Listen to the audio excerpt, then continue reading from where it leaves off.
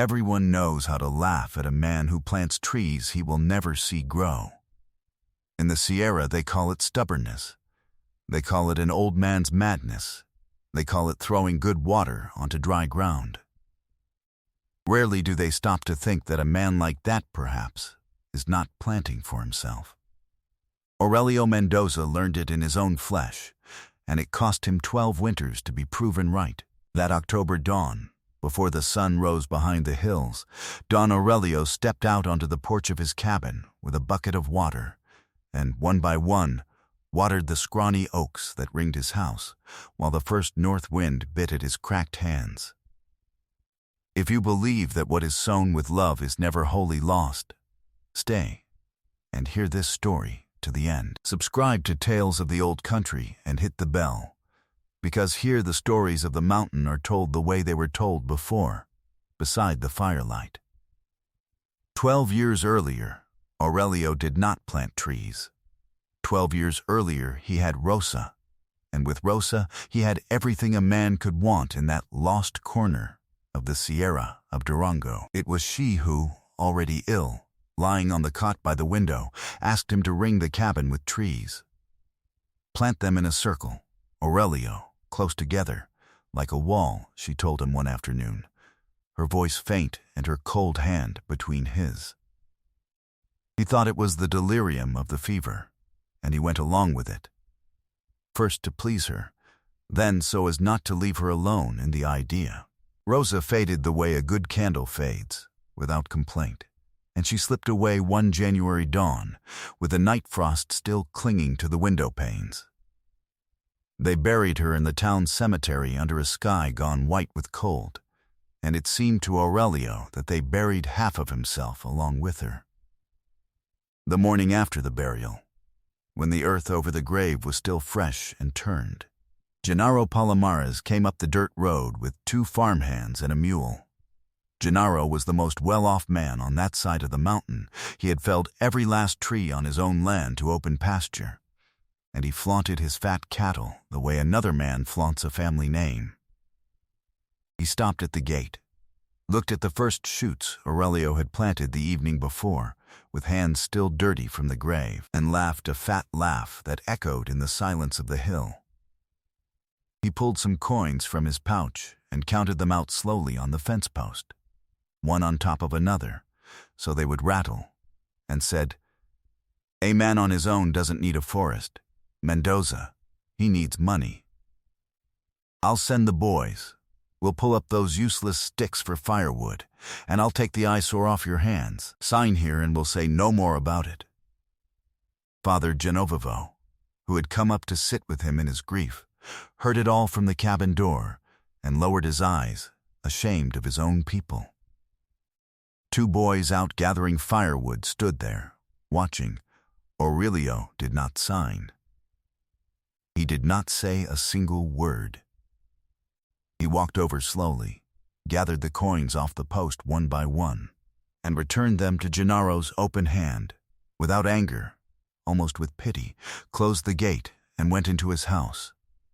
That night he sat beside the dead fire, with Rosa's shawl across his knees, still smelling of her, and for the first time in his life he did not know what he had been left alive for. The years passed the way they pass in the Sierra, without noise and without hurry.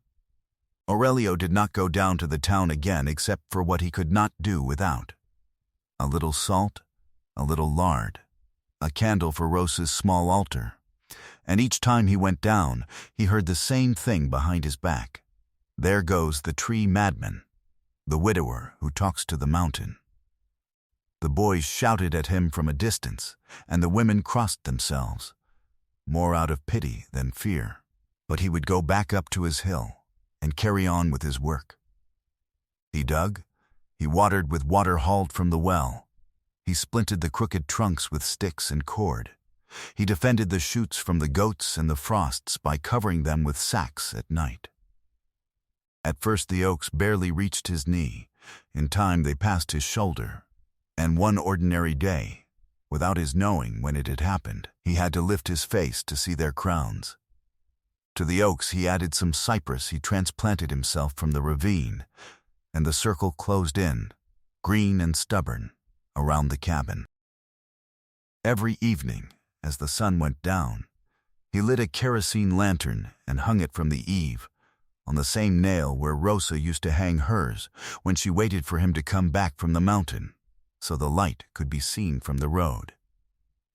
He didn't quite know who he was putting it out for. He put it out, and that was all. It was his way of not letting the night fall completely. It was one late October evening, 12 winters later, when a poor cart got stuck in the mud of the dirt road, right in front of his gate, as the sky slammed shut with the first icy rains of the north. Aurelio came out with the lantern in his hand. In the cart was a young woman, Catalina, with a soaked shawl and 2 little ones hidden beneath it, shivering. They had come from lower down the Sierra, fleeing a bad year and a house that was no longer theirs, looking for relatives in a town 2 days' journey away. The storm had caught them too soon. Aurelio asked no names and no reasons. He unhitched the mule himself, which was trembling with cold, gathered the smallest child into his arms. She was burning with fever, and pointed them to the door with no further ceremony. What Don Aurelio did not yet know was that that winter, the one already coming down through the ravines, would be the hardest the Sierra had known in 50 years, and that his humble cabin would be the only thing left standing on the whole hillside. Inside, he stoked the fire until the house grew warm, heated pot coffee with raw sugar and cinnamon, and pulled from the trunk the wool blankets that had lain folded and unused for 12 years. The children fell asleep before finishing their warm milk, one on each side of the fire, on the same reed mat. Catalina sat staring at the flames, her hands still purple, without the strength even to cry, and managed only a thank you that broke in her throat. The next morning it was raining steadily, and there was no way the cart could move over the ruined road. Catalina tried to apologize, to offer to work, to leave the moment it cleared so as not to be a burden. Don Aurelio poured her another cup of coffee and told her that in his house no one left with an empty stomach or wet clothes, and that if God had willed that mule to get stuck right in front of his gate, there must be a reason, that a man doesn't always understand his reasons in time. And so, without agreeing to it, without saying it, a routine began. Before dawn, while it was still dark and the cold of the Sierra cut to the bone, Aurelio would go out to the porch to water and check his trees one by one, like a man calling the roll. Little by little, Catalina began to take part in that habit. The first day she watched him from the doorway, wrapped in her shawl. By the third day she was already handing him the full bucket. One dawn she gathered her courage, caught up with him among the trunks, and asked him why he talked to the trees, whether he wasn't ashamed in front of the children. Aurelio ran his hand over the rough bark of the oldest one, the first he had planted with Rosa, and answered without turning, "These are the sentinels. We planted them to guard the house the day I no longer could. You talk to them because, when all's said and done, they're the only thing I have left of her." Catalina thought it was just the way of a lonely widower, and said nothing. But from that morning on, she too began to greet them under her breath as she passed. The sentinels were by now a closed ring of oaks and cypress, so dense that inside almost no wind got through, and in the evenings it hummed in the crowns as if the mountain were breathing. The oldest, the one Aurelio called the first sentinel, had a trunk as thick as a man's body, and one low, nearly horizontal branch where Rosa had once hung a rope hammock. It didn't take the children long to find that branch and to fight over it. They began to play among the trunks, to hide, to give each tree a name, and the house filled with a sound of laughter it had not held for 12 years. Catalina swept the porch, mended by the light of the lantern, kneaded and cooked tortillas on the griddle as if that hearth had been hers all her life. The older boy helped carry firewood and water the hens. The little girl, well again now, followed Don Aurelio everywhere like his shadow, and he, who believed his heart had hardened like an old root, caught himself secretly saving her the best piece of tortilla or the largest bit of goat cheese. Every evening, without fail, he lit the lantern and hung it from the eave, and now the little girl reached up her arms for him to lift her and watch it kindle up close, and he would raise her with a pretended grumble that fooled no one. Not everything was quiet, for in the Sierra the tongue flies faster than the wind. One morning a muleteer coming down the road with sacks of corn saw the smoke from the cabin and the woman hanging children's clothes among the trees, and the news rolled down the hill to the town, the way news that ought not to always rolls. It soon reached Gennaro Palomares, who let out an ugly laugh in the middle of the plaza and said, loudly, so all would hear him by the church, so a kept woman has latched on to the tree madman. It's only a matter of time before she strips him of the little he has, and the old man ends up on the street, the way he should have from the start. No one contradicted him. In the Sierra respect is inherited with the cattle, and Gennaros were many. But there was kindness too, as there always is. Doa Cleophas, an old woman from the neighboring ranch, came up one afternoon with a basket of fresh eggs, a bundle of herbs for the children's cough, and a laying hen so the girl can get by, and stayed a while drinking coffee without asking questions, for she knew what it is to be left alone on the mountain. Up above, deaf to the gossip, Catalina broke down one night beside the fire, once the children were asleep. She told Don Aurelio about the husband who had gone off after another life, about the house auctioned away over debts that weren't hers, about the closed-in fear of having nowhere to fall with her children when the worst of winter struck. She wept as she had not wept in months, with her whole body. Aurelio did not tell her not to cry, nor that everything would be fine. He waited for her to finish, handed her the dry shawl that had been Rosa's, and said only, "There's roof enough here, child. Roof that's neither asked for nor paid for. God willing, we'll get through this winter whole." The next day, Catalina woke different, her back straighter, as if something heavy she had been carrying on her feet had finally settled into its place. But that very afternoon, while the little girl was looking for somewhere to hide, Don Aurelio was about to open at last the little cedar box that Rosa had left him, and to read. 12 years too late, something that had been waiting for him all that time in the darkness of the loft. It was the little girl who found it.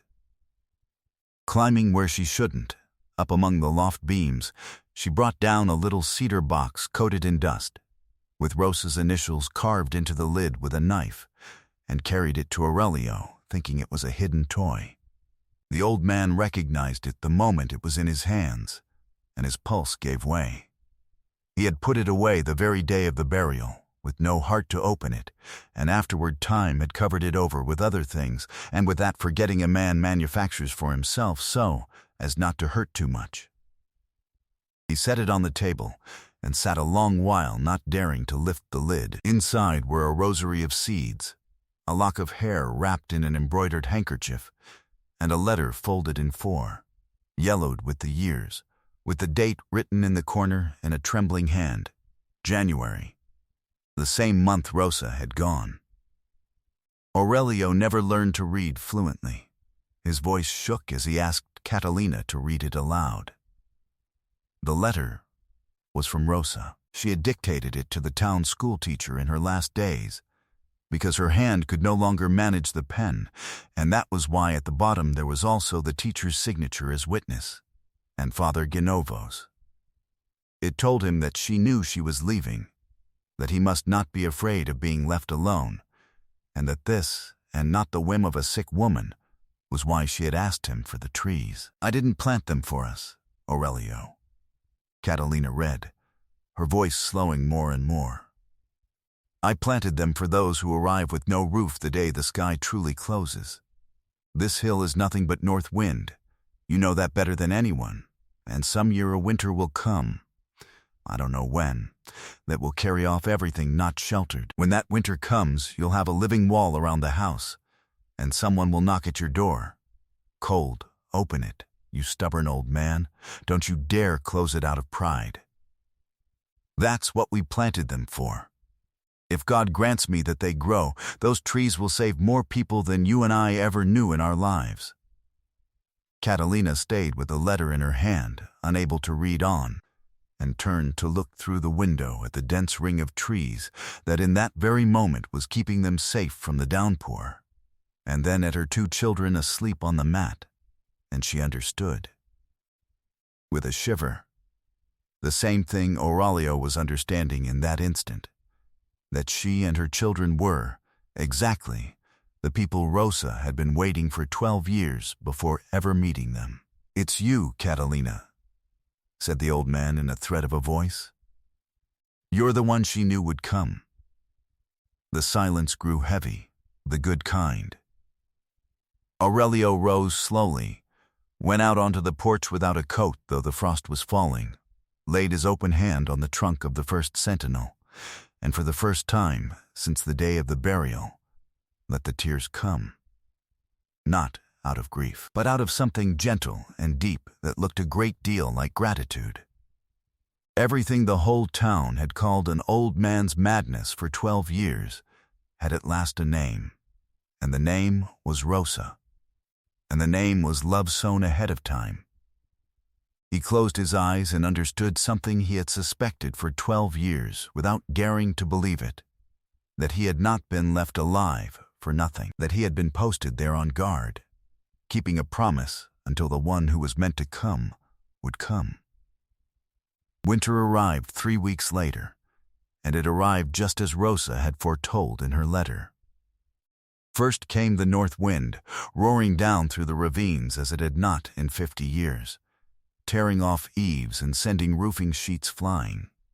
Behind the wind came the snow, dense, stubborn, falling day and night without rest, burying corrals, flattening lean toes, leaving the plain a white and silent desert. Down in the town, the exposed adobe houses cracked with the frost, and some came down. Gennaro Palomares' bare pasture, the pride of so many years, without a single tree to break the edge of the air, became a death trap. His cattle piled up and froze against the barbed wire fences, and the roof of his granary collapsed all at once under the weight of the snow, burying the whole harvest. Up above, by contrast, inside the closed ring of the sentinels, the wind broke apart in the crowns and reached the cabin walls gentle, almost warm. The fire did not go out a single night, and every evening, stubborn as its owner, the lantern light stayed lit on the eve, seen from far off like the one fallen star in all that white darkness. It was that light that began to draw the lost. First came a family from the neighboring ranch, the children blue with cold and a newborn calf under one arm. Aurelio threw the door wide and made room for them by the fire. Then came 2 old people who could no longer reach the town. Then a young mother with her newborn pressed to her chest. Then the very muleteer who months before had spread the gossip down the hill, now with his hat in his hands. Don Aurelio asked none of them which side they had been on, or what they had said of him in the plaza. Catalina handed out pot coffee and blankets and settled each one wherever there was space. The children made room on the mat for those who arrived, and that cabin, which for 12 years had seemed too big for one lone man, turned out to have room to spare for everyone. And one dawn, the coldest of them all, when earth could no longer be told from sky, there came a knock at the door, almost without strength. Aurelio opened it. On the threshold, covered in snow from head to foot, his hat clenched in his hands, and without a single head of cattle to boast of, stood Gennaro Palomares. Inside, a heavy silence fell. Everyone knew him. Father Genovevo, who had been sheltering in that cabin for 2 days, rose slowly to his feet and said, without raising his voice but with firmness, what many were thinking. Look now who the wall of useless sticks has come to gather in. Gennaro did not answer. He could not. He lowered his face, that same face that 12 years earlier had counted coins on a fence post beside a fresh grave.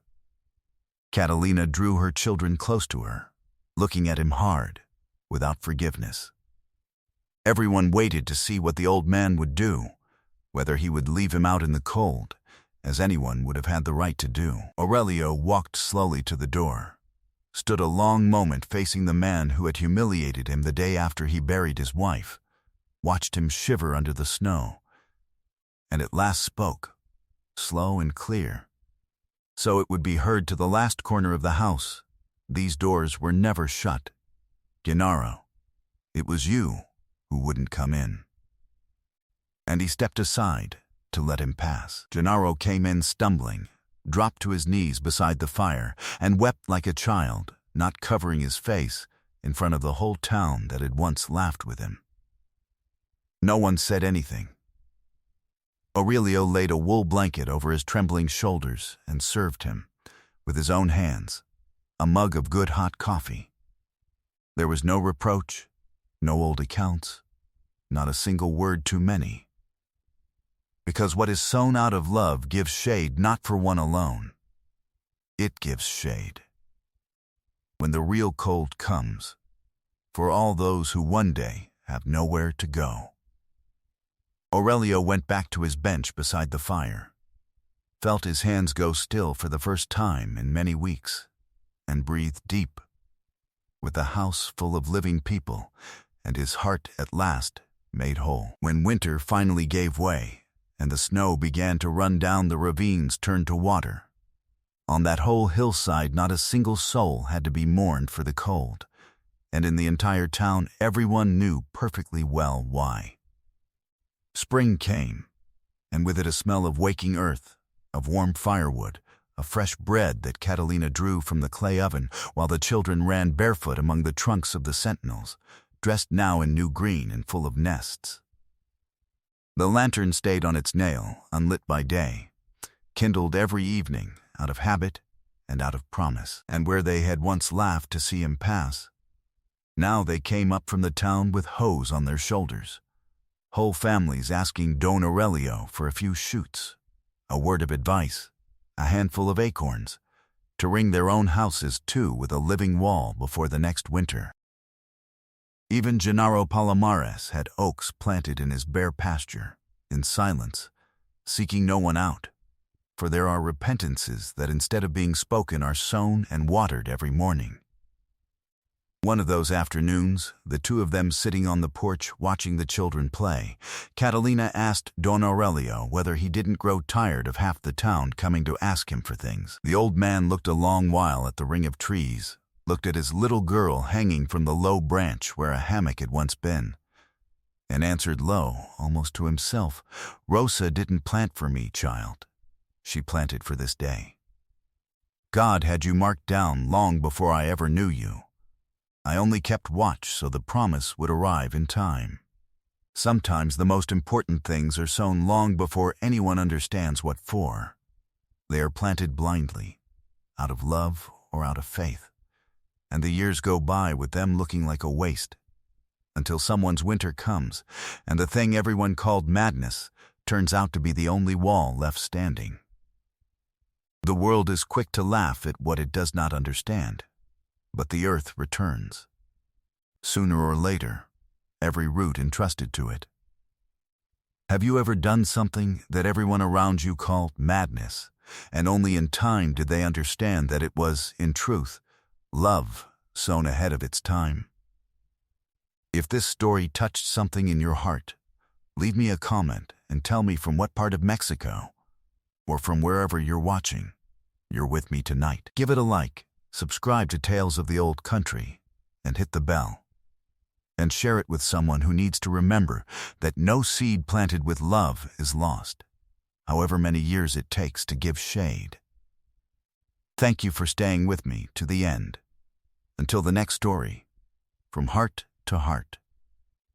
And they say in that part of the Sierra of Durango that even today, When the north wind blows fierce, the one light that will not surrender on the whole hillside is an old lantern hung from the eave of a cabin, ringed by trees they once called madness and now, hat in hand, call the sentinels.